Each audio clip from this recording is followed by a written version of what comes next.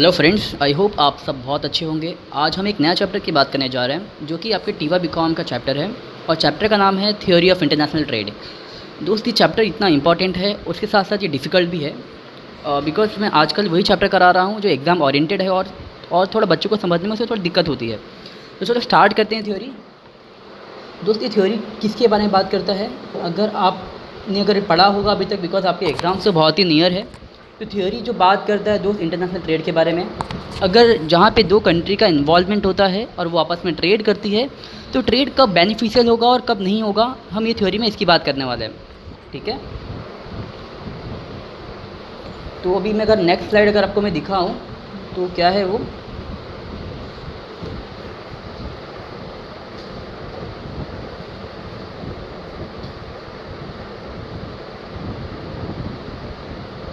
हाँ दोस्त, इसमें जो फर्स्ट हमारा है the mercantilist view of international trade.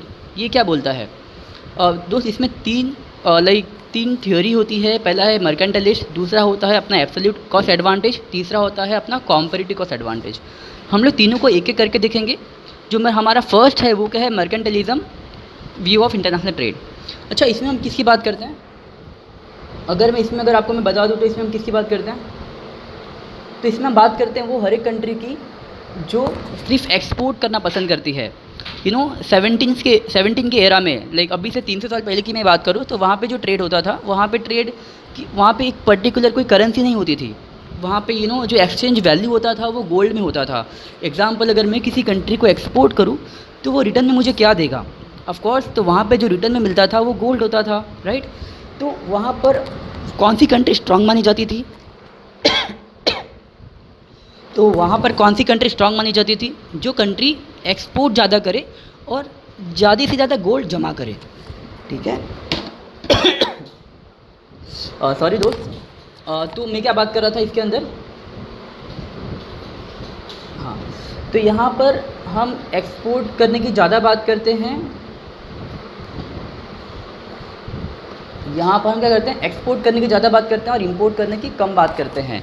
ठीक है, तो मर्केंटलिज्म थ्योरी के अंदर आपको क्या रखना है, क्या याद रखना है आपको? कि वो कंट्री प्रॉस्परस होगी, वो कंट्री आगे बढ़ेगी जिसके पास मैक्सिमम अमाउंट ऑफ गोल्ड हो, जिसके पास स्टॉक ऑफ गोल्ड काफ़ी ज़्यादा हो। बट इसका एक सबसे बड़ा जो ड्रॉबैक है, अगर आप किसी कंट्री को खाली एक्सपोर्ट करेंगे, आप उसे इंपोर्ट करना नहीं चाहेंगे, तो क्या इन फ्यूचर वो आपसे ट्रेड करेगा? ऑफकोर्स नहीं, राइट। लाइक आप क्या कर रहे हैं? यहाँ पर अपने कंट्री का एक्सपोर्ट प्रमोट कर रहे हैं बट इंपोर्ट पे ध्यान नहीं दे रहे हैं। आप इंपोर्ट नहीं करना चाहते हैं, तो इसमें क्या होता है? ट्रेड का डिस्टॉर्शन होता है। डिस्टॉर्शन का मतलब क्या होता है? यहाँ पे ट्रेड में कहीं ना कहीं कमी आ जाती है और वहाँ पे वो ट्रेड रुक सकता है। ठीक है, तो आगे का जो पॉइंट है वो है zero sum game. Sir, zero sum game क्या होता है? अगर मान लीजिए मैंने ट्रेड किया और या फिर मैंने एक्सपोर्ट किया तो मैं प्लस का साइन लगाऊंगा, और जब मैं इंपोर्ट करूंगा तो मैं वहाँ पे माइनस का साइन लगाऊंगा। तो ये प्लस माइनस क्या हो जाएंगे? कैंसिल हो जाएंगे। तो इफेक्ट क्या आएगा? ज़ीरो आएगा। मतलब यहाँ पे किसी भी कंट्री को बेनिफिट नहीं होगा, राइट। तो मर्केंटलिज्म के हम के अंदर हमें इतना याद रखना है कि यहाँ पर जो इफेक्ट आएगा वो ज़ीरो आएगा। क्यों? बिकॉज कंट्री सिर्फ वहाँ पर एक्सपोर्ट को प्रमोट करती है और इम्पोर्ट को प्रमोट नहीं करती है। और जो मेरा नेक्स्ट थियोरी है वो थियोरी है मेरा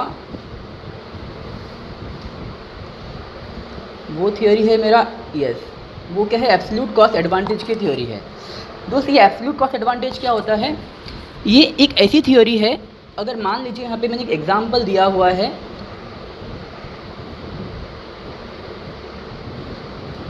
कोई कंट्री ए है वो 6 यूनिट ऑफ फीड बनाती है, country B 1 unit of feed बनाती है, country A 4 unit of cloth बनाती है और कंट्री बी 5 यूनिट बनाती है। तो मुझे बताओगे कि इसमें सबसे ज़्यादा कौन सी कंट्री अच्छा बना रही है? आई थिंक आप बोलोगे ए। बट अगर आप नीचे देखोगे क्लोथ के अंदर, तो कंट्री ए जो है वो क्लोथ कम बना रही है as compare to country B. यहाँ पे कंट्री ए क्लोथ कितना बना रही है? सिर्फ 4 बना रही है, जबकि कंट्री बी 5 बना रही है। तो कहीं ना कहीं एक कंट्री इसमें अच्छा बना रही है, दूसरी कंट्री कम बना रही है। एग्जाम्पल, अगर मैं वीट की बात करूँ तो इसके अंदर कंट्री ए काफ़ी अच्छा परफॉर्म कर रहा है, राइट। अगर मैं क्लोथ की बात करूँ तो यहाँ पे कंट्री बी अच्छा परफॉर्म कर रहा है। तो एब्सोल्यूट के अंदर क्या होता है दोस्त? अगर किसी कंट्री को किसी एक कमोडिटी के प्रोडक्शन में एक मास्टरी होती है, एक एफिशिएंसी होती है, तो वही चीज़ को बनाए और वही चीज़ को एक्सपोर्ट करे। तो एब्सोल्यूट की बात करता है ये। एब्सोल्यूट में क्या मैं बोल रहा हूँ, एब्सोल्यूट में देखोगे तो आपको क्या पता चलेगा, एब्सोल्यूट कॉस्ट एडवांटेज के अंदर ये किसने दिया है, एडम स्मिथ ने दिया है, जो बोलता है कि कंट्री वही चीज़ बनाए जिसके अंदर उसको मास्टरी हो, जिसके अंदर वो बहुत ही एफिशिएंट हो। ठीक है, अभी मैं नीचे तुमको अगर मैं लेके जाऊँ तो एडवांटेज की बात करते हैं हम लोग। एडवांटेज क्या है, थियोरी, ट्रेड थियोरी किसको एडवांटेजेस होगा, ये सबको एडवांटेज होगा ऑफ कोर्स। जो कंट्री जिसमें अच्छा नहीं है वो क्या कर रही है, वो इंपोर्ट कर रही है, तो कहीं ना कहीं उसका कॉस्ट ऑफ प्रोडक्शन बच जाता है। दूसरा क्या बोल रहा हूँ मैं, ऑल्दो गेन्स में नॉट बी डिस्ट्रीब्यूटेड, बट ज़रूरी नहीं है दोनों कंट्री को इक्वल एडवांटेज मिले। एग्जाम्पल अगर आप ऊपर देखेंगे तो यहाँ पर मैंने यहाँ पे मेंशन किया हुआ है कि जो नेट बेनिफिट है कंट्री ए को कितना हो रहा है, 5 हो रहा है, बट यहाँ पर नेट बेनिफिट कंट्री बी को कितना हो रहा है, 1 हो रहा है। तो सबसे ज़्यादा एडवांटेज को किसको मिल रहा है, कंट्री ए को मिल रहा है। तो क्या ये इक्वल एडवांटेज है, नहीं है, राइट। तो ये सबसे बड़ा ड्रॉबैक क्या है एब्सोल्यूट कॉस्ट एडवांटेज का, कि यहाँ पर इक्वल बेनिफिट नहीं होता है। इसलिए ये जो एडवांटेज है और ये जो थ्योरी है कहीं ना कहीं इसको हमने कैंसिल करना पड़ता है और हमको ये एक कॉम्पिटिटिव एडवांटेज थ्योरी की तरफ बढ़ना पड़ता है। ठीक है, तो आई होप आप समझ गए होंगे। किसकी बात करता है दोस्त, एक ऐसी ट्रेड की बात करता है जहाँ पे कोई भी रेस्ट्रिक्शन नहीं होता है, जहाँ पर फ्री ट्रेड होता है और जहाँ पर कंट्री कौन सी प्रोडक्शन करेगी जिसके अंदर इसको मास्टरी हो, जिसके अंदर इसको एफिशिएंसी हो। ठीक है, आई होप कि ये पॉइंट आपको क्लियर हो गया होगा। तो मैं नेक्स्ट थ्योरी की तरफ बढ़ रहा हूँ।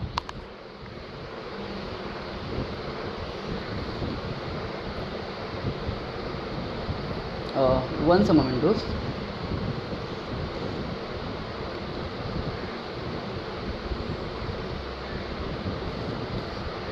हाँ, नेक्स्ट थ्योरी हमारी कौन सी है, अगर आपको दिख रहा होगा थ्योरी ऑफ कॉम्पिटिटिव एडवांटेज। अच्छा, ये कॉम्पिटिटिव एडवांटेज किसने दिया है, कॉम्पिटिटिव एडवांटेज दिया डेविड रिकार्डो ने। आपको नाम याद होना चाहिए, कॉम्पिटिटिव एडवांटेज किसने दिया है, डेविड रिकार्डो। कैसे याद रखोगे, कॉम्पिटिटिव है जो सी से स्टार्ट हो रहा है, तो सी के जो आगे का जो लेटर है वो कौन सा है, डी है, तो सी डी याद रखना है आपको। कॉम्पिटिटिव एडवांटेज किसने दिया है, डेविड रिकार्डो ने दिया है। इसका कॉन्सेप्ट क्या बोलता है, अगर आप इसका कॉन्सेप्ट देखोगे तो क्या मिलता है आपको इसके कॉन्सेप्ट के अंदर, concept, if one nation is less efficient then other nation in the production of all commodity there is still scope for mutual benefit trade. ये क्या बोल रहा है आपको, मैं सीधा एग्जांपल बताऊंगा, आई होप अदरवाइज आपको क्लियर नहीं होगा। इसके अंदर ऑपरेशन क्या है, एक्सपोर्ट हम क्या कर रहे हैं, एब्सोल्यूट डिसएडवांटेज इज स्मॉलर, जिसके अंदर हमारा लॉस कम होगा उसको हम क्या करेंगे, एक्सपोर्ट करेंगे, और इंपोर्ट क्या करेंगे जिसके अंदर हमारा डिसएडवांटेज ज़्यादा होगा। एग्जाम्पल अगर मैं एक पेज लेके आपको मैं क्लियर करता हूँ, हाँ, जैसे कि मान लो कंट्री ए है, वो क्या कर रही है, 12 यूनिट का कर रही है, बना रही है। ठीक है, एक क्लोथ का है, ये क्लोथ है और ये वाइन है।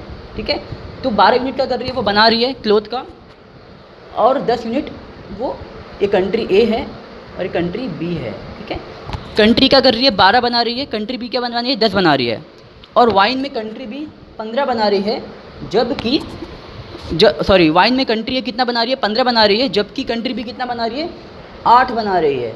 तो इसके अंदर आपको क्या दिख रहा होगा कि जो कंट्री ए है वो ज़्यादा एफिशिएंट है as compare to country B, because वो दोनों चीज़ ज़्यादा अच्छे से बना पा रही है।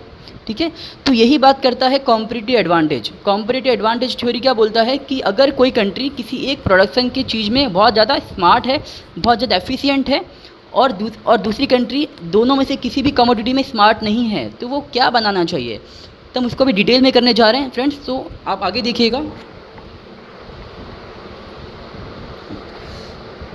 यहाँ पर सॉरी, हाँ, यहाँ पर मैंने खुद के नोट्स बनाए हैं। यहाँ पर आपको वीट दिख रहा होगा, क्लोथ दिख रहा होगा। यहाँ पे जो कंट्री ए है वो कितना वीट बना रही है, कंट्री ए 6 बना रही है, कंट्री बी 1 बना रही है, कंट्री जो ए है क्लोथ कितना बना रही है, 4, और कंट्री बी 2 बना रही है। ठीक है, तो यहाँ पर आप देखोगे मैं यहाँ पे पर आवर का मैंने रेट लिया है। अगर 1 घंटे में कंट्री ए 6 बनाती है तो मुझे बताओ कि वो 1 यूनिट कितने टाइम में बनाएगी।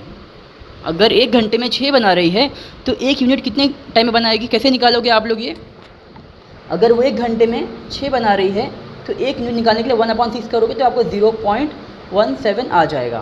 ठीक है, तो ये कैसे निकला मेरा इसका मतलब क्या हुआ, उसे 1 यूनिट बनाने के लिए 17 मिनट लगते हैं, जहाँ पे कंट्री बी को 1 यूनिट बनाने के लिए 1 मिनट लगता है। तो आप सिंपल से बता सकते हो टाइम कम किसको लग रहा है, कंट्री ए को लग रहा है, बिकॉज 17 मिनट और 1 घंटा काफ़ी ज़्यादा फ़र्क है, राइट।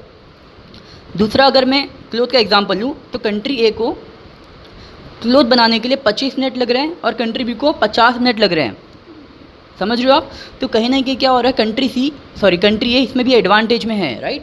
तो इसको अगर मैं इंटरचेंज करूँगा आगे तो क्या हो जाएगा मेरा कि जो जहाँ पर कंट्री ए को वन इज इक्वल टू 0.67 कैसे आएगा मेरा, अगर मान लो मैं 4/6 करता हूँ तो मेरे को 0.67 आता है। मतलब जहाँ पे कंट्री ए को 1 मिल सकता है, अगर उसको 0.67 मिलेगा तो कहीं ना कहीं क्या होगा, उसका लॉस हो सकता है, राइट। ठीक है, तो उसका जो नेट कितना आएगा 0.33 का आएगा, ठीक है।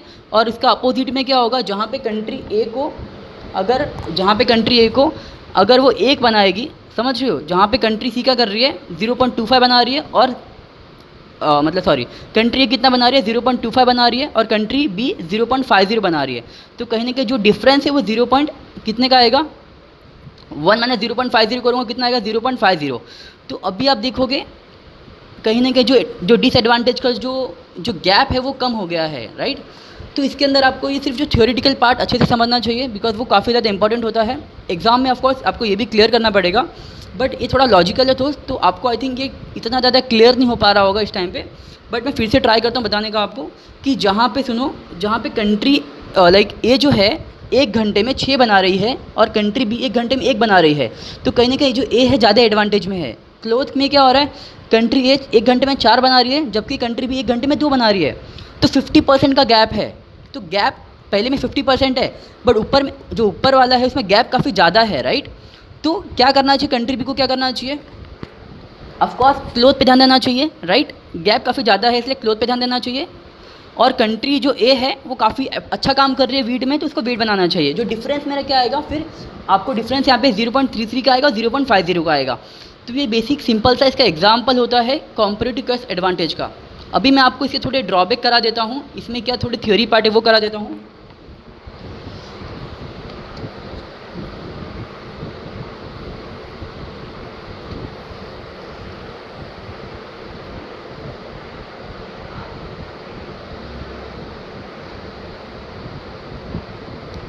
हाँ, यहाँ पे मैंने एक एग्जांपल और लिया है, जैसे कि कॉम्परेटिव कॉस्ट एडवांटेज का। जो कंट्री ए है, जो चाइना है और यहाँ पे इंडिया है। चाइना क्या कर रहा है, चाइना वीट 100 बना रहा है जबकि पोटैटोस कितने बना रहे हैं, 200 बना रहे हैं। इंडिया ऑफकोर्स वीट चाइना के कंपेयर में 80 बना रहा है और पोटैटो 100 बना रहा है। तो क्या हो रहा है यहाँ पे, चाइना को क्या हो रहा है, कॉम्परेटिव एडवांटेज है इंडिया के कंपेयर में, दोनों गुड्स के कंपेयर में, राइट। तो इसमें हम क्या करेंगे, कॉम्परेटिव एडवांटेज का फॉर्मूला अप्लाई करेंगे। और बताने के लिए कुछ है क्या, 1 मिनट।